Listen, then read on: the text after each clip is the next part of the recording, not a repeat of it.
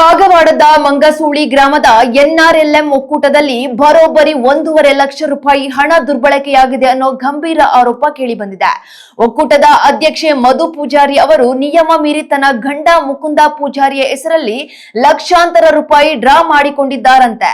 ಈ ಅಕ್ರಮ ನಡೆದು ವರ್ಷ ಕಳೆದ್ರೂ ಅಧ್ಯಕ್ಷೆ ಮಧು ಪೂಜಾರಿ, ಖಜಾಂಚಿ ಪ್ರಭಾವತಿ ಪಾಟೀಲ್ ಮತ್ತು ಕಾರ್ಯದರ್ಶಿ ರಾಣಿ ಪೂಜಾರಿ ವಿರುದ್ಧ ತಾಲೂಕು ಪಂಚಾಯಿತಿ ಅಧಿಕಾರಿಗಳು ಯಾಕೆ ಆಕ್ಷನ್ ತಗೊಳ್ತಿಲ್ಲ ಅನ್ನೋದೇ ಈಗಿರೋ ಪ್ರಶ್ನೆಯಾಗಿದೆ. ಇದರಿಂದ ಕೆರಳಿದ ಕಿತ್ತೂರು ಕರ್ನಾಟಕ ಸೇನೆಯ ಕಾರ್ಯಕರ್ತರು ಅಧಿಕಾರಿಗಳ ವಿರುದ್ಧ ಧಿಕ್ಕಾರ ಕೂಗಿ ಕೂಡಲೇ ಕ್ರಮ ಕೈಗೊಳ್ಳುವಂತೆ ಮನವಿಯನ್ನ ಸಲ್ಲಿಸಿದ್ದಾರೆ.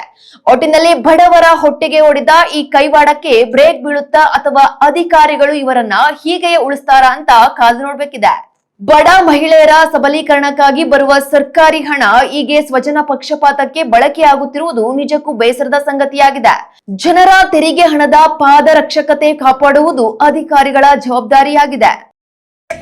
ಬೇಕೇ ಬೇಕು. ಧಿಕ್ಕಾರ ಧಿಕ್ಕಾರ.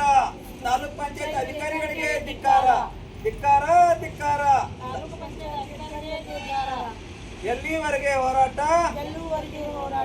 ಎಲ್ಲಿವರೆಗೆ ಹೋರಾಟ? ಕಿತ್ತೂರು ಕರ್ನಾಟಕ ಸೇನೆಗೆ, ಕಿತ್ತೂರು ಕರ್ನಾಟಕ ಸೇನೆಗೆ.